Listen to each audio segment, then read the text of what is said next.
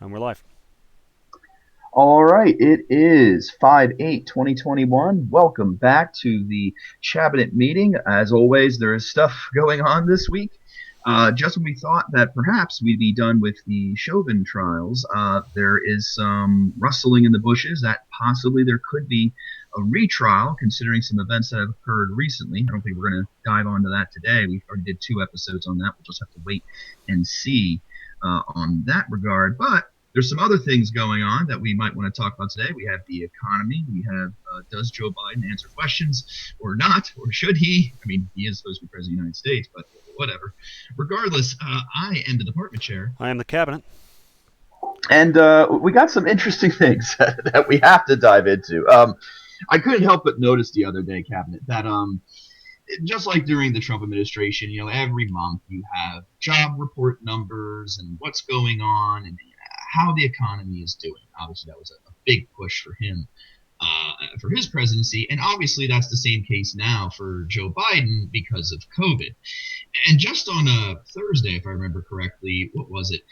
The U.S. economy produced over about 250,000 jobs when it was predicted to produce somewhere in the vicinity of 800 to 950,000 jobs. So that's not a miss. That's like the Chinese having what is it? That's not space shuttle. They're having some debris that's about to come into the Earth and be set on fire and blow up. Kind of bad. That's the miscalculation that you don't want to make. Well, there's a couple things happening, right? We could say that we turned the economy off about this time last year, or large sectors of the economy, and that was an artificial imposition. So there was always an expectation that when the regulations went away, that things would start to come back. But there are a couple of mitigating factors. First of all, the economy is not a spigot you could just turn on and off.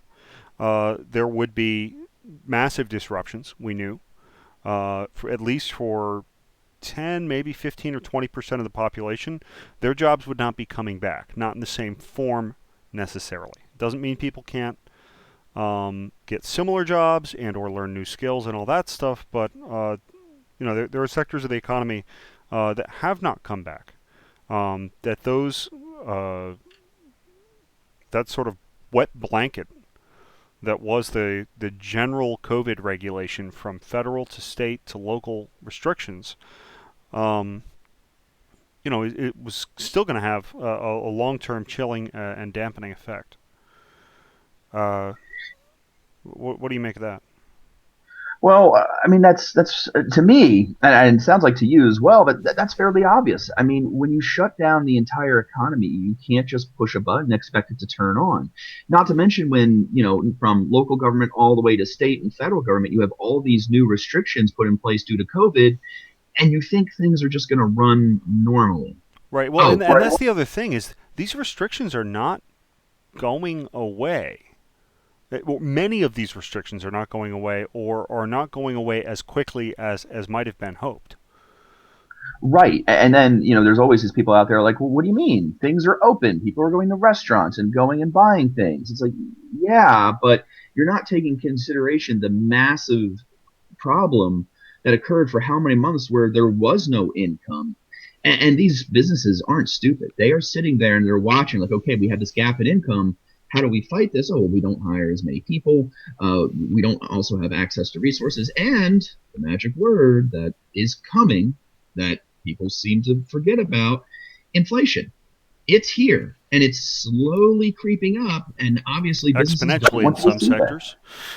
Right, right. I mean, do we want to look at lumber? Go visit Home Depot and ask how much lumber is right now. Correct. So there's so many things going on behind the scenes that if you really desire to pay attention, you're going to find that there's some problems, and it's just going to creep up on you. One week, what was it in the Weimar Republic? One week things were fine, and the next week your money was absolutely worthless. Yeah. Well, I mean, it's not even like so. The tyranny of it is also that you would then adjust to the new normal, and then it would inflate again. Right? Right. So you would be like, oh, okay, time for Grandpa to get a job again because his retirement savings is gone. because his $10,000 is now worth less than a day's wage. Um, so he goes and gets a job again, and but then then the government prints more money.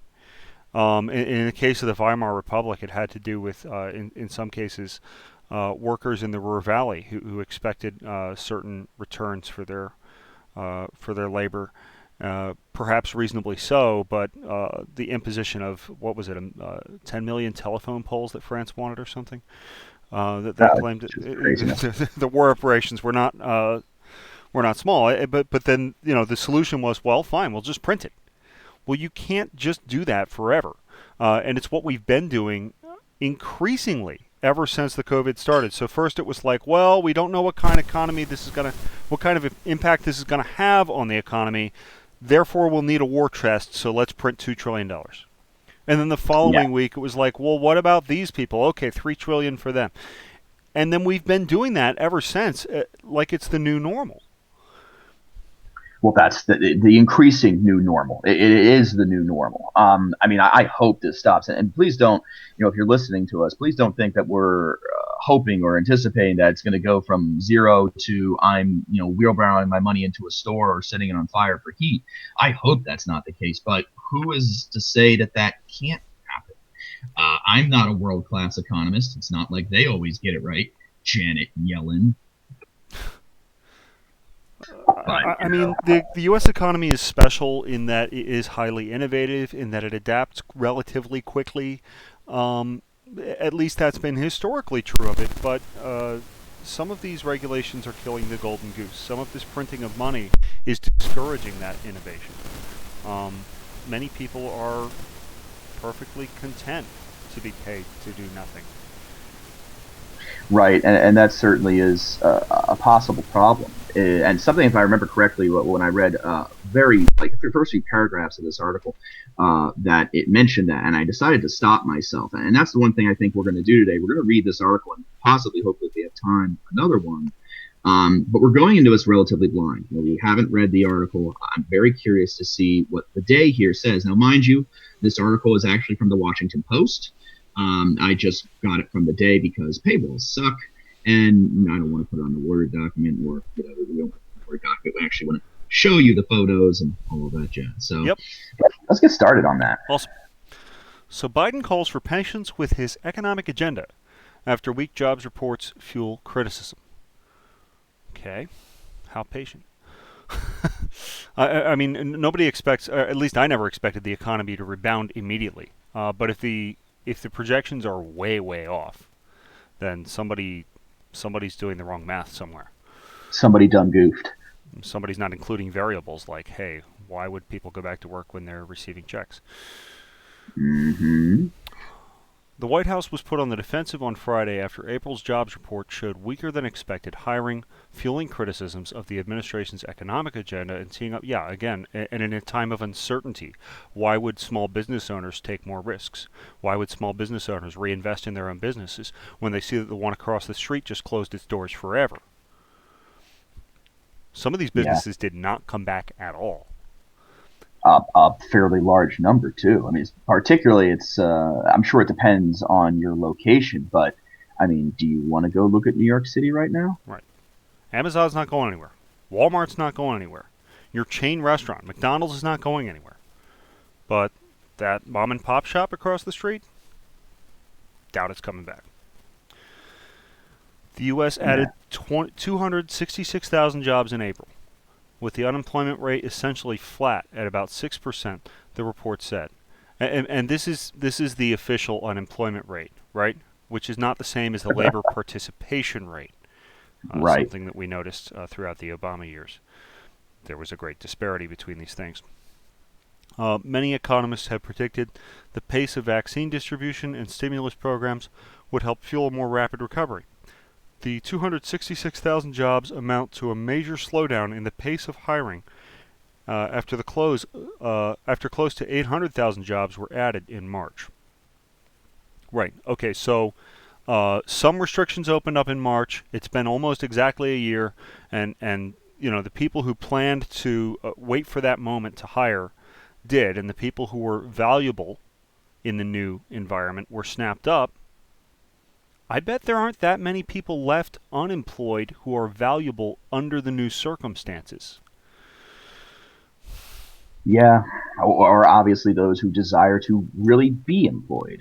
Again, it sounds cold, right? Like it sounds like I'm saying this human being is more valuable than another. But in terms of like creation of things of value, or creation of wealth, or creation or furnishing of services that are valuable, yes, unskilled labor is not the same as skilled labor, and some skills are no longer in demand, and some skills Right, are in such sharp demand, or such products are in such sharp demand that supply can't even keep up.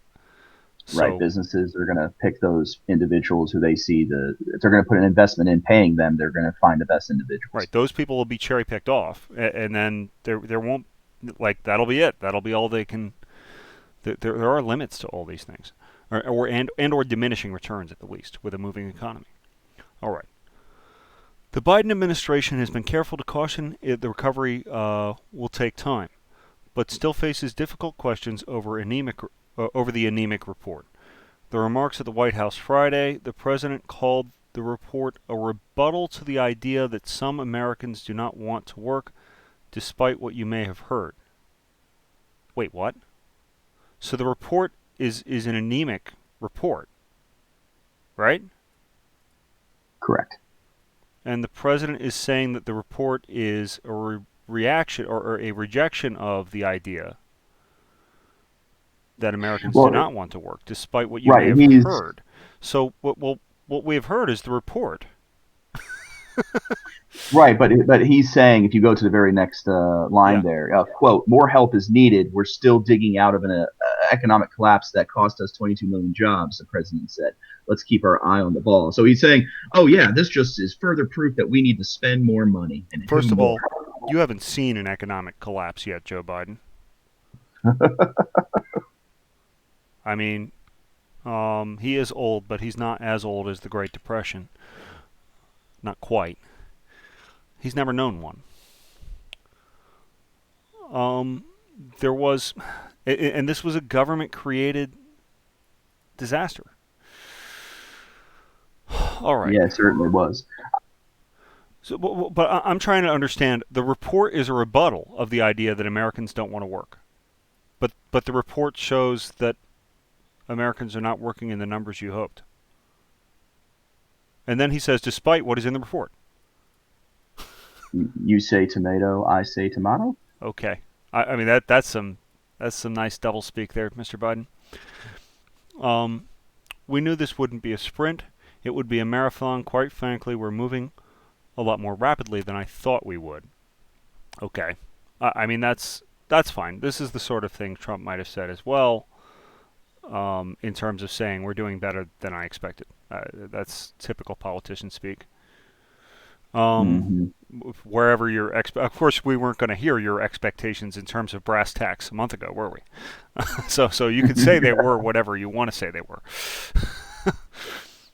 Making her first appearance at the White House briefing room on Friday, Treasury Secretary Janet Yellen said that the report still showed the economy is producing about 500,000 new jobs on average over the last 3 months. Wait, what? Okay, you have 2 months of good job growth for whatever reason. Maybe you can even take some responsibility for it, although you've been president for less than a quarter. Um, and you're going to lump those 2 months of good growth with this month of bad growth to say overall growth's been good. That's like saying over the course of its history, the United States has done pretty well. Therefore, this year we're doing well.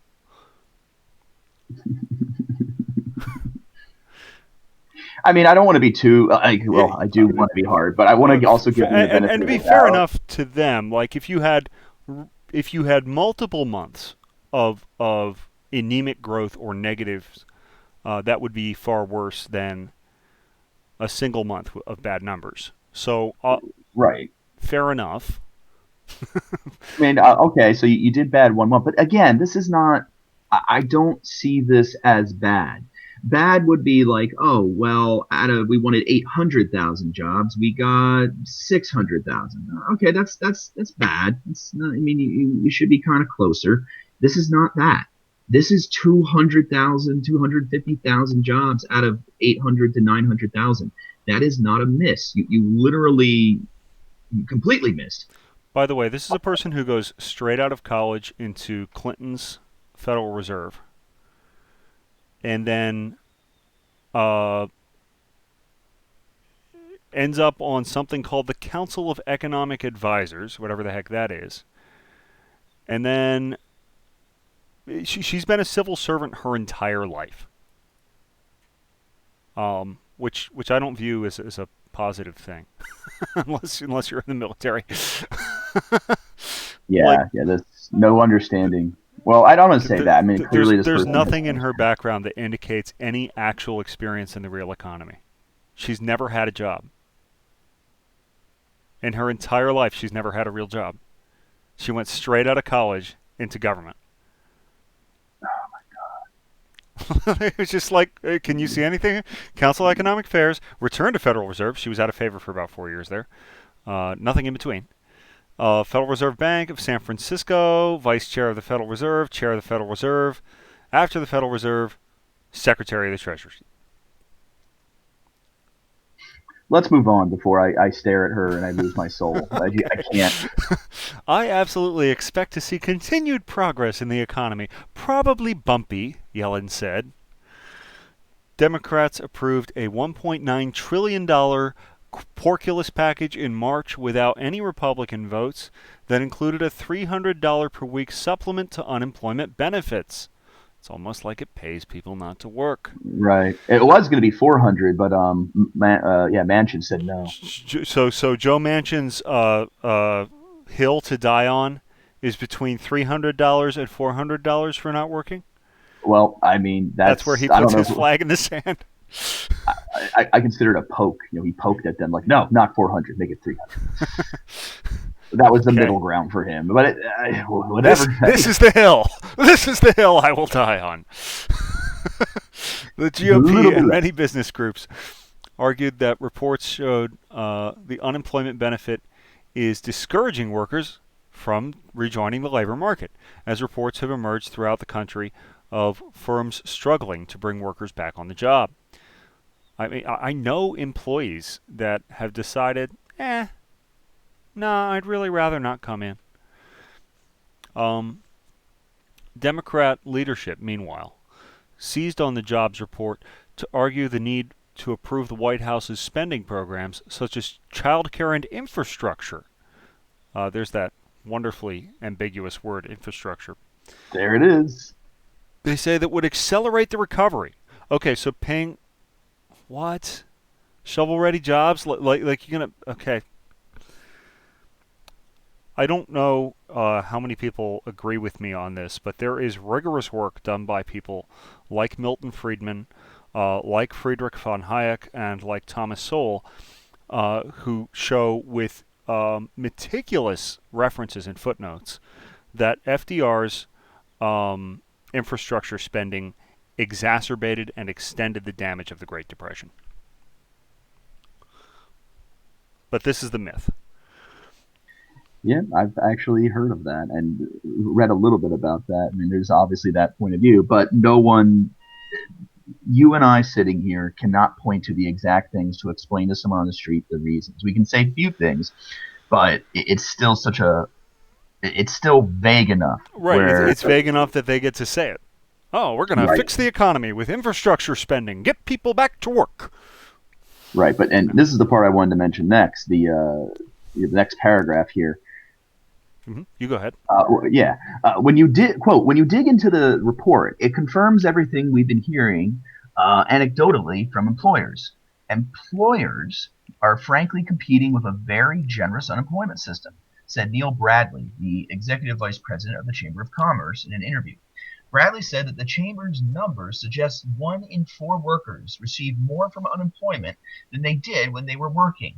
The chamber called for the end of $300 per week of the benefit. Okay. Yeah. You'll notice how already employers are starting to be framed as a class apart, right? Employers versus employees. This is being set up as a class warfare dichotomy. Nowhere here is mentioned the self-employed, right? Nope. Democrats and many nonpartisan analysts strongly dispute the interpretation. They have emphasized factors such as lack of available child care, seasonal adjustments to unemployment data, and ongoing challenges in reopening schools as the reason jobs growth came in weaker than expected. Other economists also pointed to the long-term economic scarring inflicted by the pandemic. The pandemic didn't scar the economy, the government reaction to the pandemic did. Now, wait a minute. If you want to argue about childcare, okay, maybe I could see that that does some damage, a little bit. Okay, That's a fine. person's choice. Right. But what about the schools? Joe Biden, you said you would open the schools. Have you done that? Well, Everywhere, well, like you claimed. well, no, he hasn't because he doesn't want to go against the teachers' unions, which are protecting their selfish interests. Uh, but here's what's crazy to me. That's Um, completely on him. He needs to fix well, that. well, If the assertion that the school's not being open. Okay, so you've got kids, right, in your house, and you want to stay home with the kids because you can't drop them off at a school somewhere. Yes. Yark, Okay, but that also means you have mouths to feed. How are you keeping food in the refrigerator? How are you keeping lights on? How are you keeping the heat on? Without a job. unless you're working from home, but it's a Well, maybe you're highly working from ineffective home. environment. But if you're working from home, then yeah, that is a highly competitive environment. Um, Well, yeah, ineffective, but yeah, oh, that oh, a highly combative environment. well, no, well, yeah. I mean, depending on how your work from home is set up and how valuable your remote skills are, right? So for some, work from home is an option because they're highly skilled at doing things that can be done remotely, and Right, that but only they can do, or people like them. You know, right, but obviously not all jobs are like that. In fact, probably a fairly large majority of jobs, or not. particularly for lower class. Yes, But again, like the idea that childcare is keeping you home, like that you have to stay home with your kids, not necessarily. it Because depends on the again, age of the like if you kids. can't keep the lights on, then that's not going to work either. So people would take jobs, regardless of whether or not there was childcare benefits or whatever.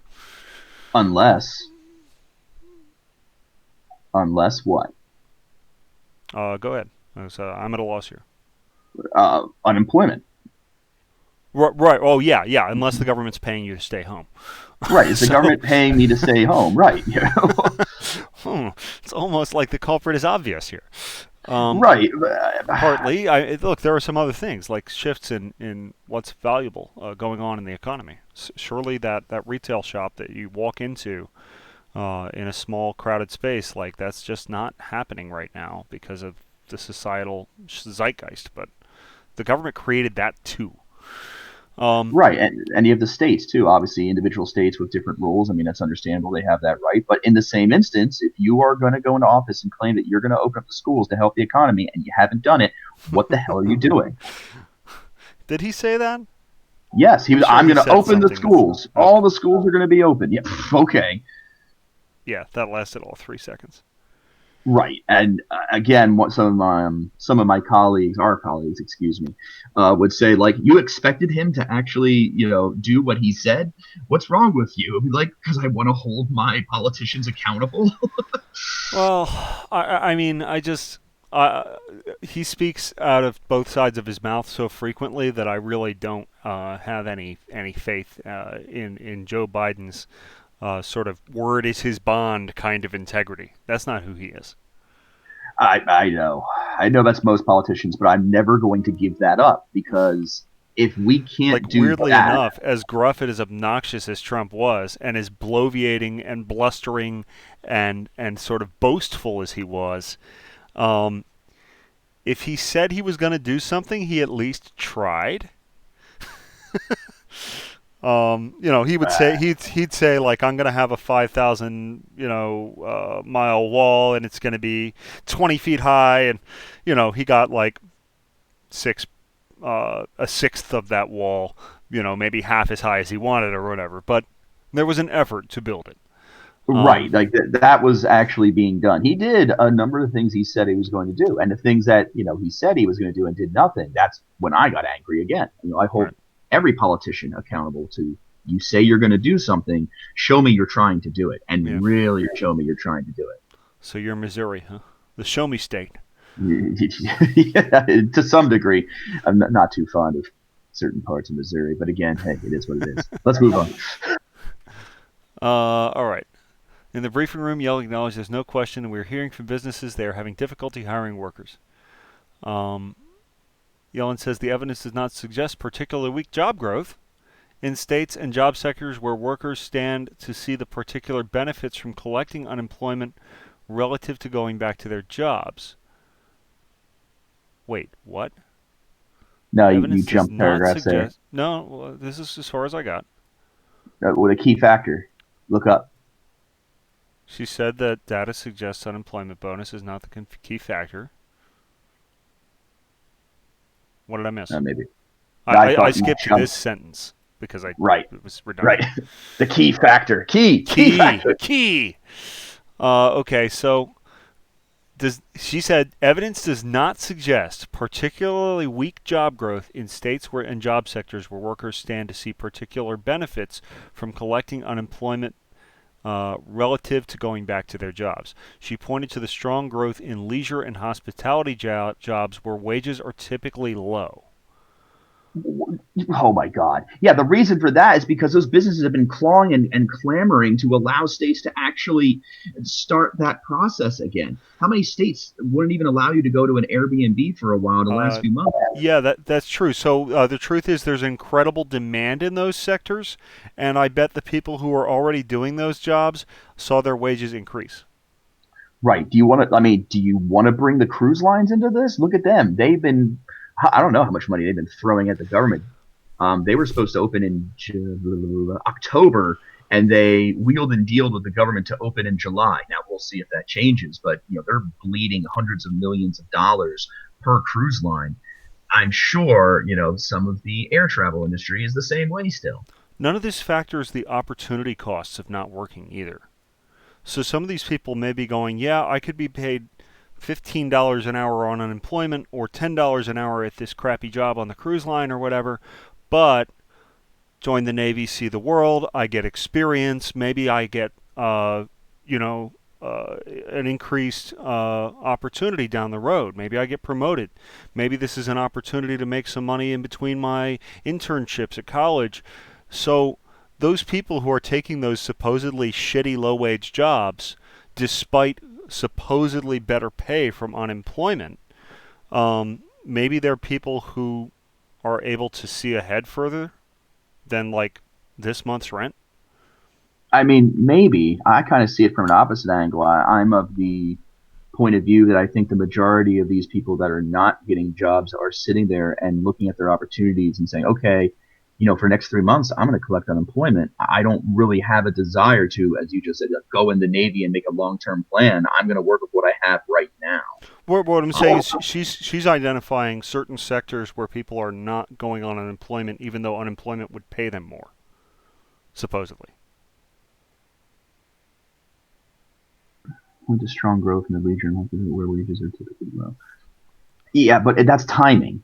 Right. That like pointing at that sector is like saying, oh, well, the percentage of new jobs in that sector is exceptional. Yeah, it's exceptional because most states just finally open up the ability for those sectors to begin the process again. Oh, so you're saying it's what we saw last month just for that sector, Right. Like, right? It's the cream off the top.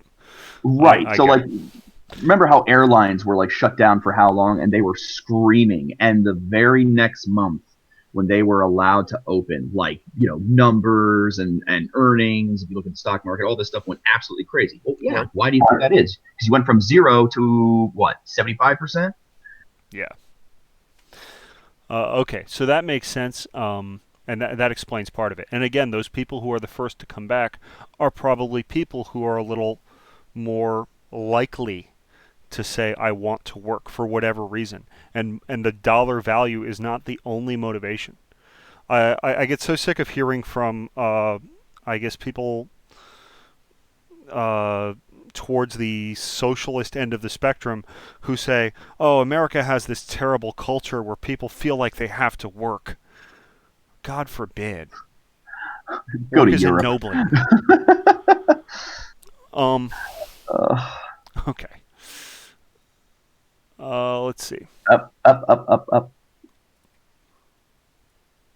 Yeah. Fine. It's clear that there are people who are not ready and able to go back into the labor force, Yellen said, citing the lack of childcare and the fear of the pandemic. Who caused that? I don't think the addition to unemployment compensation is really the factor making the difference. Yeah, you're right. There may be massive irrational fears. House Speaker Nancy Pelosi, Democrat, said in a statement on Friday that the jobs report highlighted the case for approving child care and other investments aimed at ensuring women can rejoin the labor market. Women can rejoin the labor market. This is an important job for government, right? Is to make sure that certain groups of the population have access to certain things. Gotta keep pushing. Gotta keep pushing that bar. Keep pushing it. Employment of women fell in April, while female labor force participation also slipped in a troubling sign. It, that's not just reflecting people's choices and human nature and the fact that men and women are generally statistically different. No, must be a result of some sinister force. I Must be mean, a cause of clearly, the hidden patriarchy. I mean, I was going to say that they are probably trying to inform us that COVID is sexist. Right, right.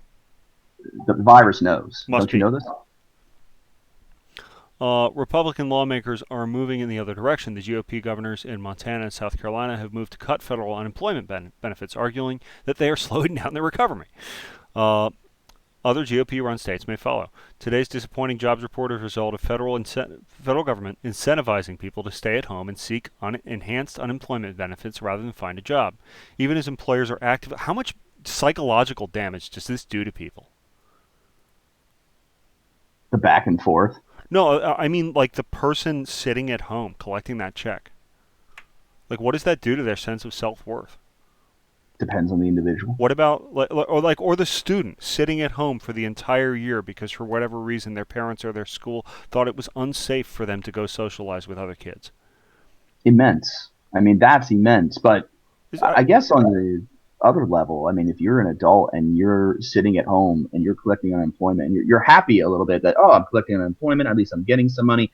But then there's got to be that feeling there, and not to lump everyone into the same group. But when you realize you're making more sitting at home than you were actually working, that's gotta how does hurt. that feel? Right. Like it's gotta drill into you a little bit to some degree. Well, and especially like it's one thing if you've got a hobby or whatever, and it's another thing if you're like gonna get skilled enough at that hobby that it'll eventually become you'll become self-employed at it. But if you're just like spinning your wheels and not really challenging yourself and not really learning new things, and why would you? You're not really incentivized to. Man, Right.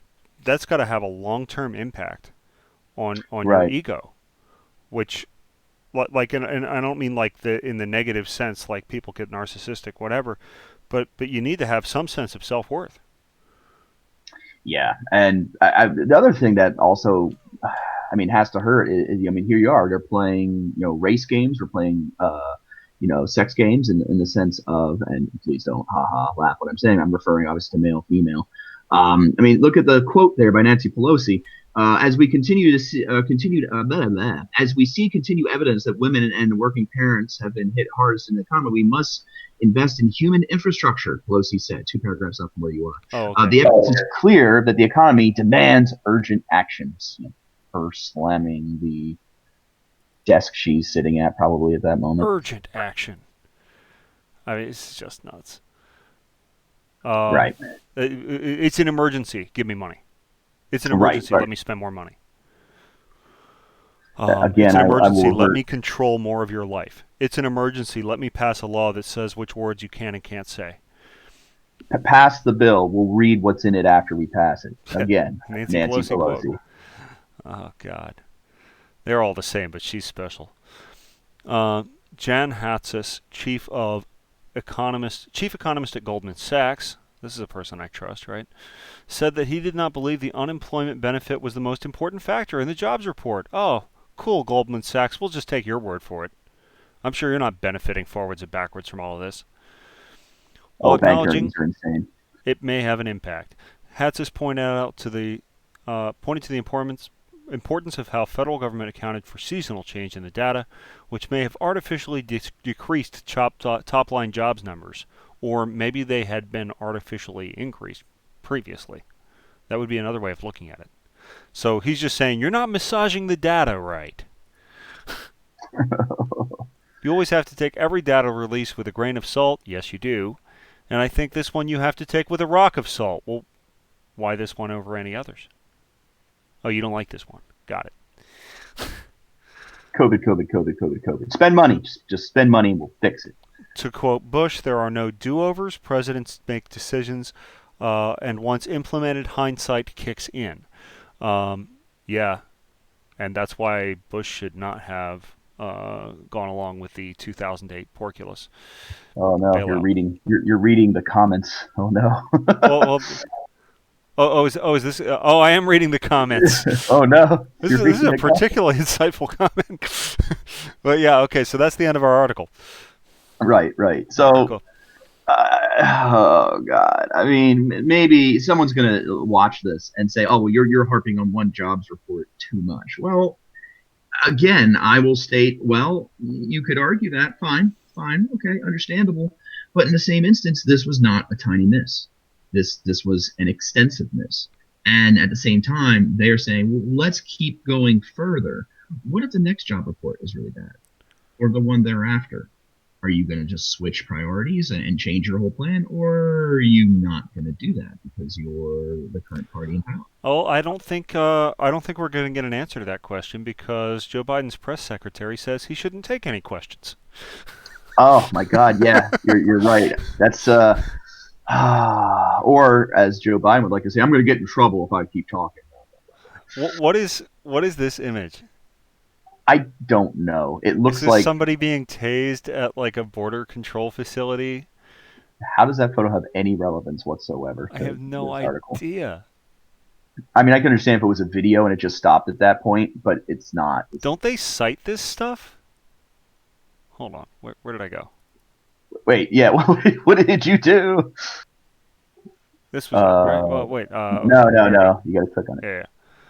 Oh, there's Okay. the picture. All right. See, it is a Fine. bit. Yeah, it was a video that stopped, and that might just be the It just last loaded image. the next thing or whatever. Got it. There's Joe Biden with his aviator sunglasses. Like, Oh my Jesus, goodness. come Should we on, I watch this? We can't. should watch this. Go ahead. Look, I'm Yes, sorry. I I'm can't gonna. hear This is it. the last question I'll take. Oh, sorry. I'm really. What was really funny is that it came with like this shitty music. Here, you gotta listen to it. I'll fix my screen sharing. Uh, change windows, screens, applications, White House press. Now you get audio. You gotta listen to this like whatever the hell music they put on it.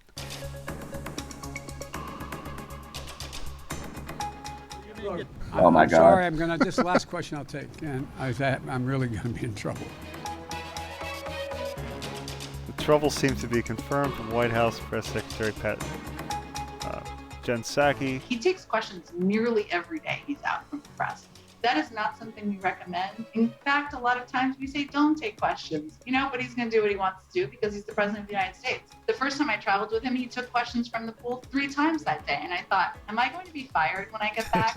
All right, so she's trying to say that like Biden takes lots of questions, more questions than I would prefer. He's the most question-taking president ever. That's just who he is. He's such a leader.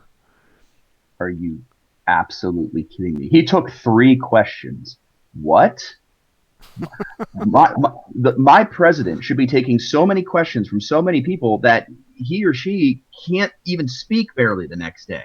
That is what an open administration is. That is what the leader of the free world should do, is to answer to the people they are president of. Ooh. Joe Biden was fielding his fourth question from a reporter after delivering remarks on the pandemic last week when he apologized to the press corps. Look, I'm sorry. This is the last question I'll take. I'm really going to be in trouble. Apparently, he's got a three-question sort of limit.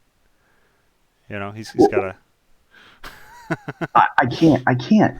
If you are the American public and you hear that, you read that, you see that, you have to be thinking, really? Do you not understand that he is being managed? Are you serious? Oh my God, it infuriates me. Keep going, because I'm going to be more angry. I'm going to start tossing Oh, something. sure. In trouble, really? In fact, yes. White House Press Secretary Jen Psaki divulged in a podcast this week. Axelrod Communications Shop frowns on Biden's willingness to engage in reports who shout questions during Biden's public appearance.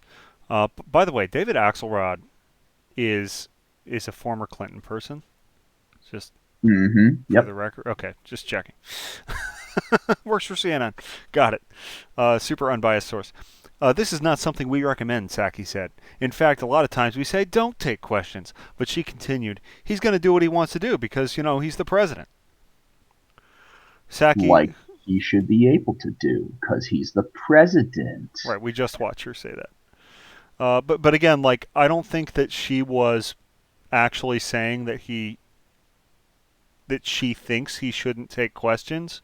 She was saying that, oh, it's super dangerous to allow a politician to take questions, and, you know, really, if we, his political advisors, had him do what was best for him, he wouldn't take any.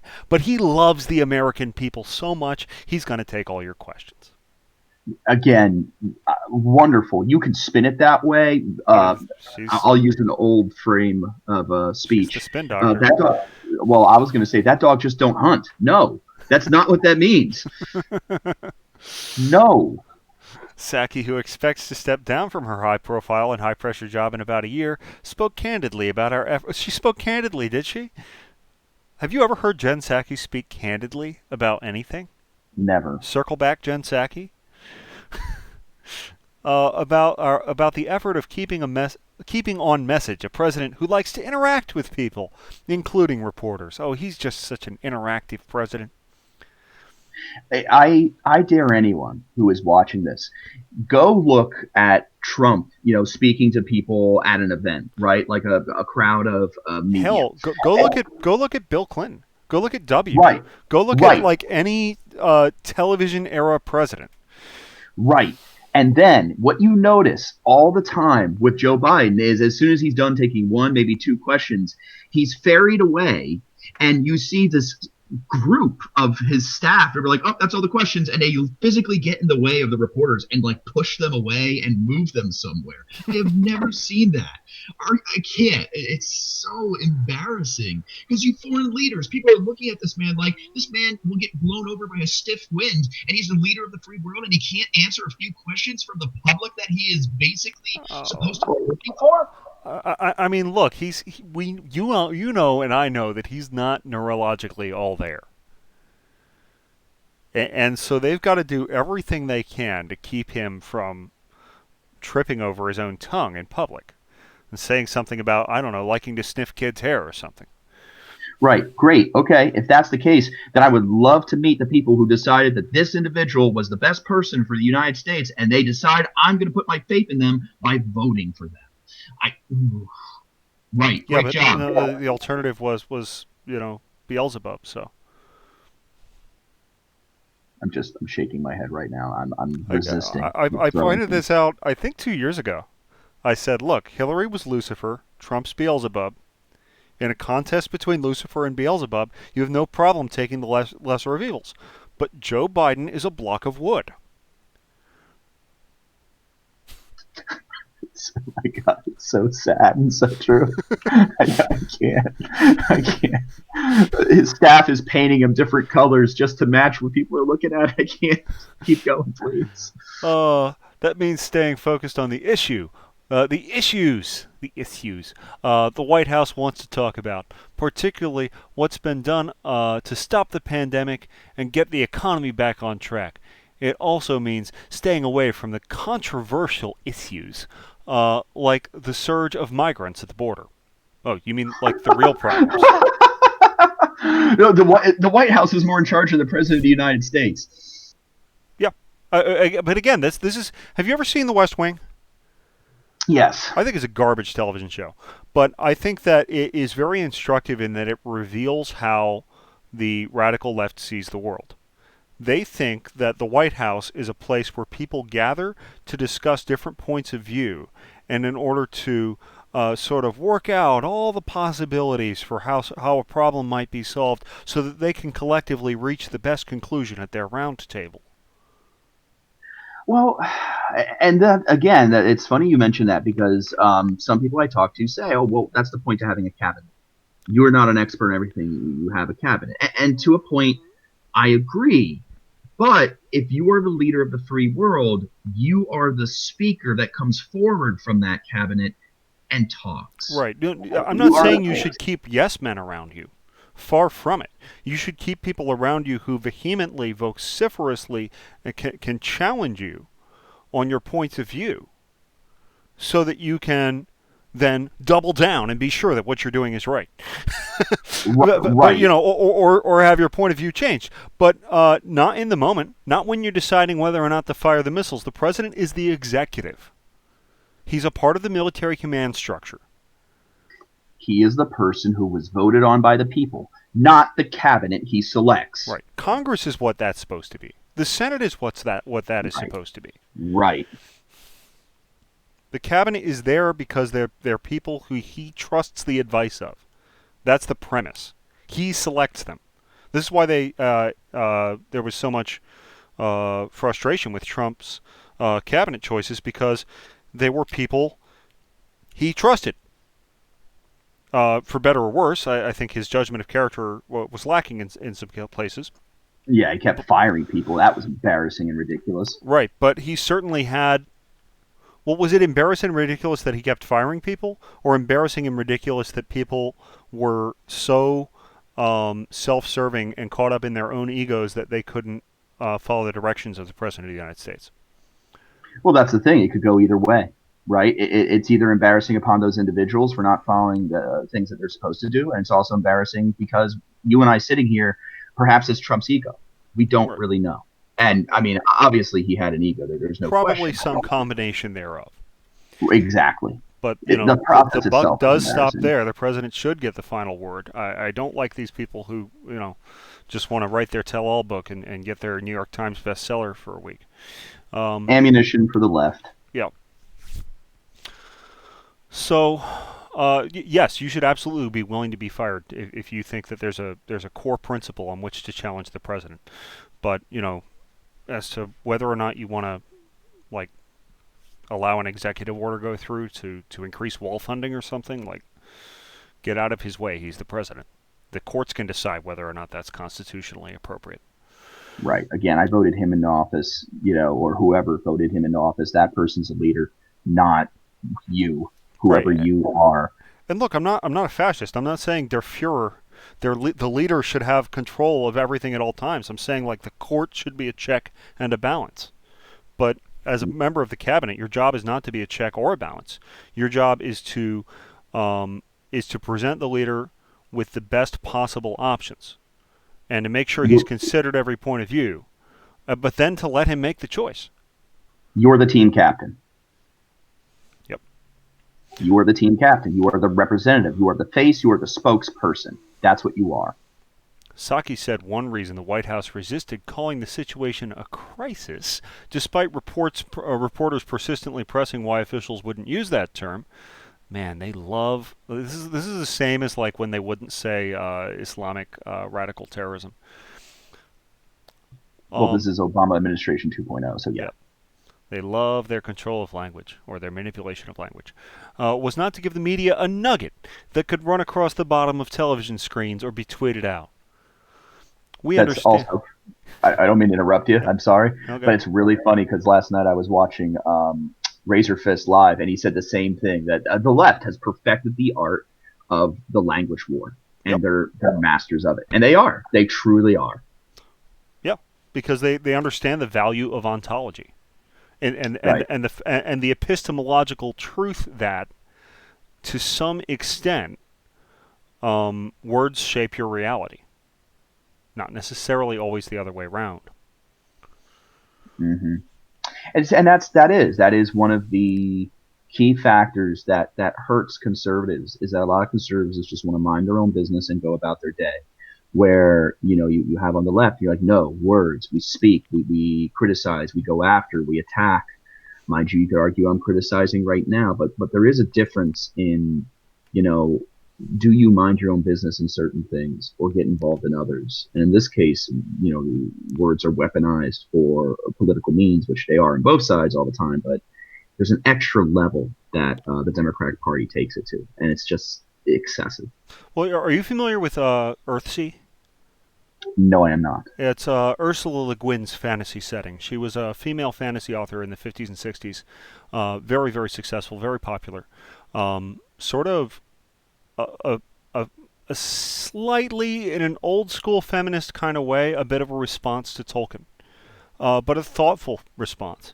Um, and she she comes up with this idea. Well, it's an old idea, but she makes this idea the center of her fantasy work, that words have power, and that the true name is the thing, and people don't give up their real names because if they did, other people would have power over them.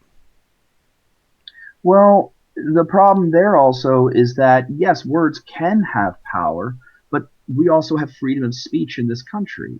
Oh yeah. And if you cannot deal with words, there you go. I'm also placing an argument kind of against myself. If you cannot deal with words, then that's a problem. But it's when they're being used nefariously that I have a problem. Well, because it's done from a position of power, right? So these are people in power. The executive branch sets standards. Things the president says do become law. This was one of the critiques of Trump's sort of shotgun approach to Twitter.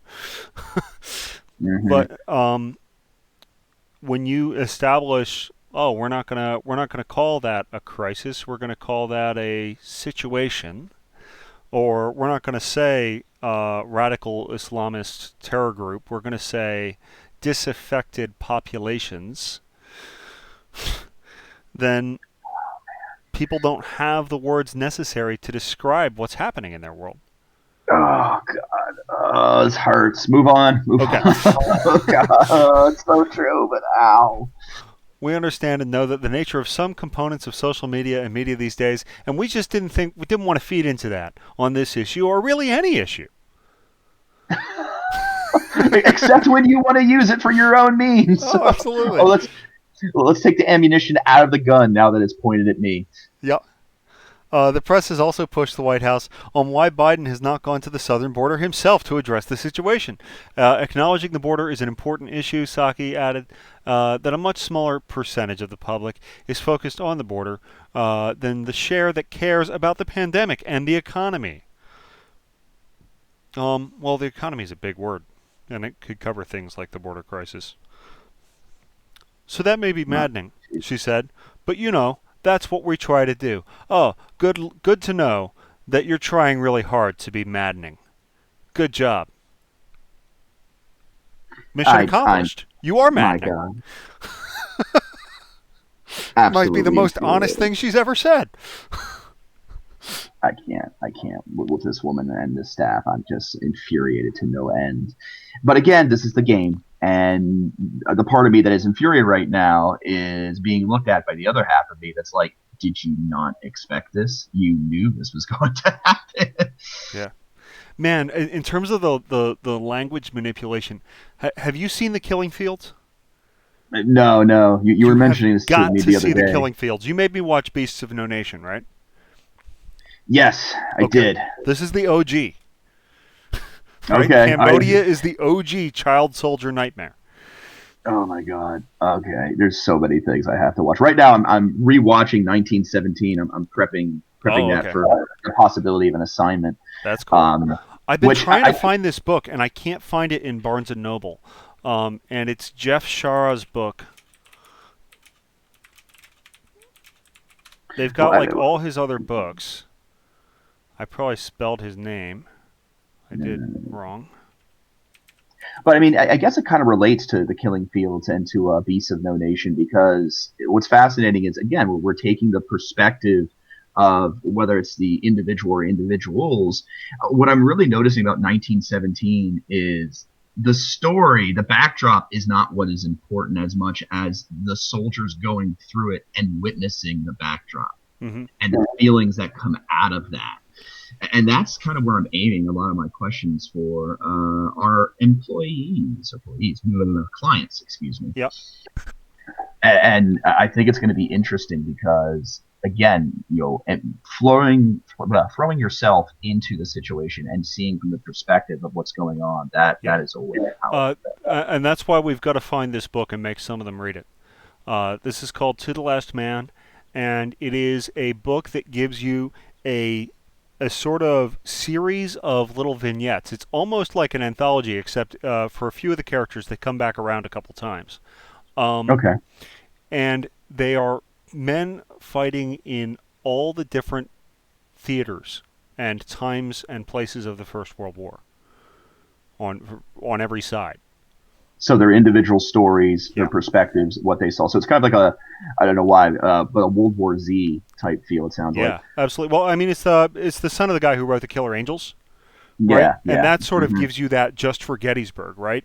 But this right. is like if somebody wrote the Killer Angels for World War One, but rather than focus it on a single time and place, like I don't know, July 1st, 1916 on the Somme, it actually expands out to the entire 4 years of the war and different people in different times and places.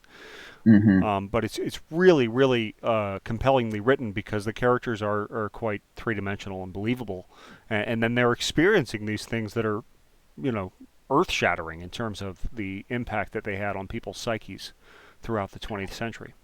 Yeah, yeah.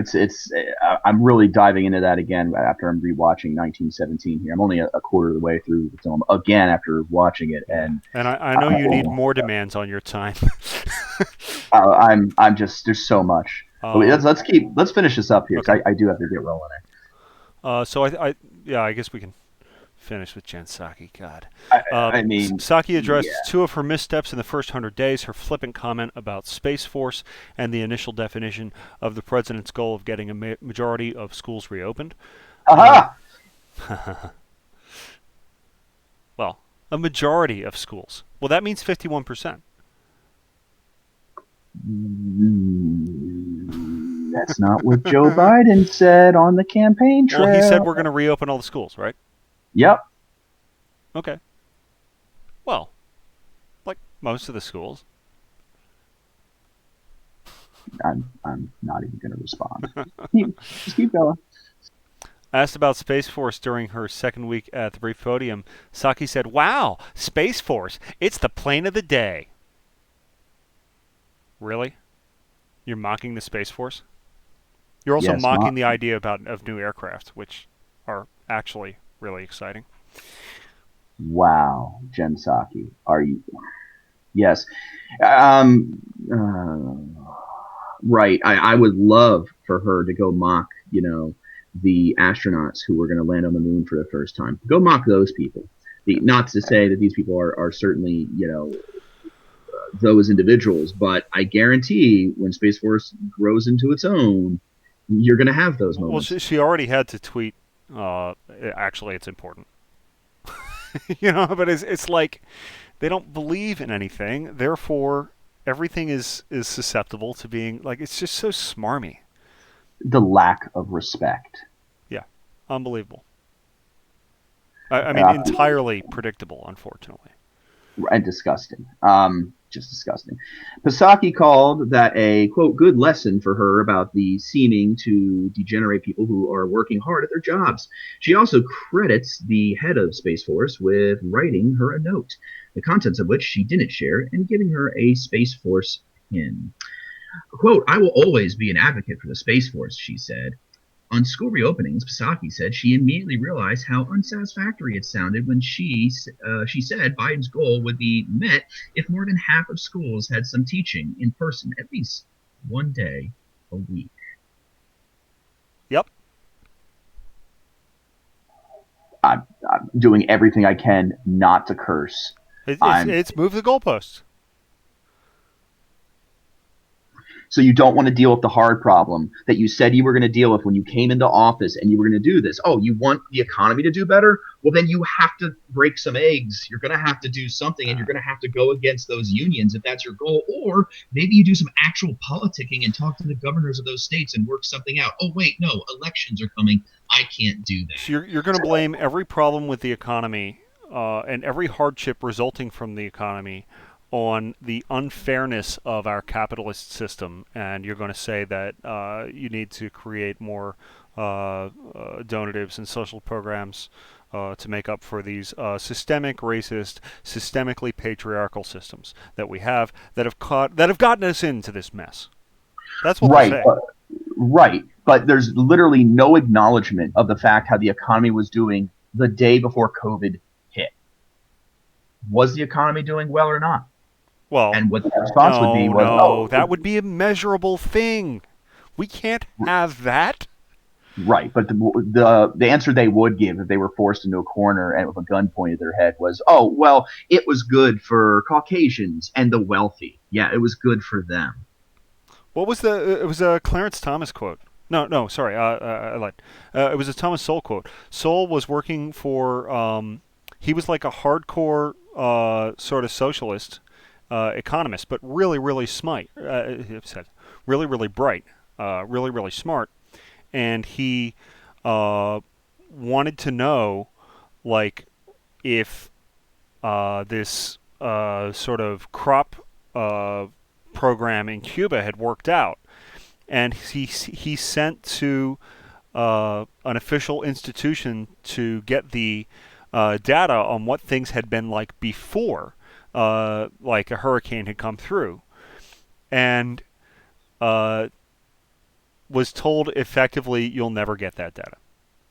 He was basically like he was asking questions that he shouldn't ask, and the other economists almost laughed him out of the room when he said, "Well, I'll just send a letter to that department and get the answer."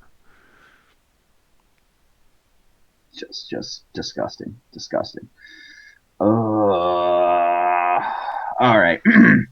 So before Biden appeared at a CNN town hall in Wisconsin in mid-February, Psaki said she told the president the message needed to be, quote, cleaned up. At the town hall, Biden called the original definition that Psaki gave a mistake in the communication. Psaki said that didn't bother her. Quote, but in the moment, I remember people thinking, oh, you're in trouble. And it was like, I mean, I kind of suggest you say that, she said. So I'm not going to take it too personally. I'm going to have to reread that. But in the moment, I remember people thinking you're in trouble. And it was like, I mean, I kind of suggested you say that. So I'm not. What am I missing there? That sounds so snarky. Or am I just misreading it? I think it's just purposefully the vague. It's a lot of words that say nothing. But in the moment, I remember people thinking, oh, you're in trouble. So people were telling her she's in trouble. And it was like... because of what she said about Space Force. Was it about Space Force or something that she put in Biden's town hall speech? Wait, hold on. So the president's told the president the message needed to be cleaned up. At the town hall, Biden called the definition that Psaki gave a mistake in the communication. The definition of what? Oh, the definition of the school openings. Schools? Yeah. Okay, so somebody actually called her out on what you would call them out on, which is Biden said all the schools. I mean, I kind of suggested you say that, she said, so I'm not going to take it too personally. Why am I getting a vibe that she does not give a flying F about how she is viewed? She doesn't? She's a professional spin doctor. Right. Like I know you have to have a particularly thick type of skin to be, up there on podium constantly and throwing that. But this is Well, the this president. is just like deflection 101, where she gets asked a question about, wait a minute, so is it 51% of schools or is it all schools? And her answer is, well, my emotions, it'll be fine.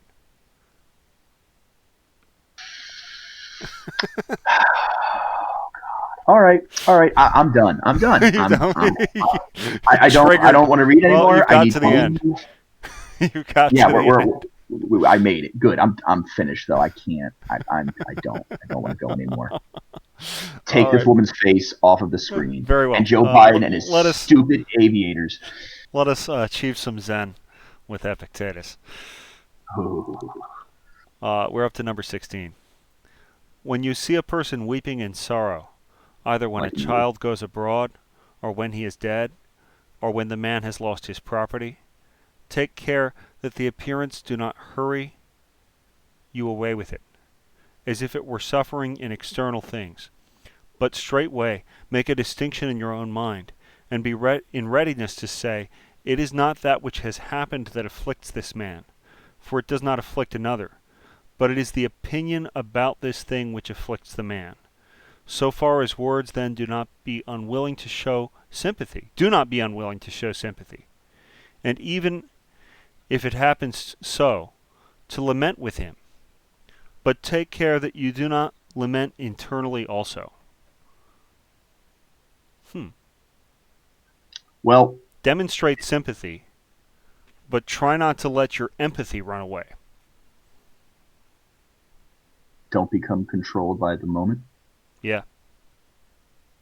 Oh man, don't let liberals read this. Oh man, this is like Epictetus must be like Hitler in there. I mean, it's just like because empathy's the highest ideal, right? The torches. I can see the torches coming over the hill already. All right. I would say man, I would say pitchforks, but it's not like any of them ever carried a pitchfork in their lives. So I strongly encourage you to go back to your delving into World War One. I also strongly recommend Dan Carlin. And if you can't find this podcast or you don't have it, I will find it for you. You've got to find Blueprint for Armageddon. It is 6 parts. They are 3 to 4 hours each. Oh God, come on! It is an exhaustive understanding of the First World War, year by year. Listen, I'm still trying to get through Hero right now with indeed. Lawrence of Arabia. That is also really, really good. I read the first chapter. Oh God, just so much to do, and not enough of me to No, go around. there is not enough. Plus, I've got to read this sci-fi book. I've got to finish Asimov, or my clients will call me a hypocrite. So I'd best go as well. All right. Well, anyway, thank you for watching as always. We'll have to see if we survive to the next time or if I do mentally. I am the department chair. I am the cabinet. And we will see you guys next time.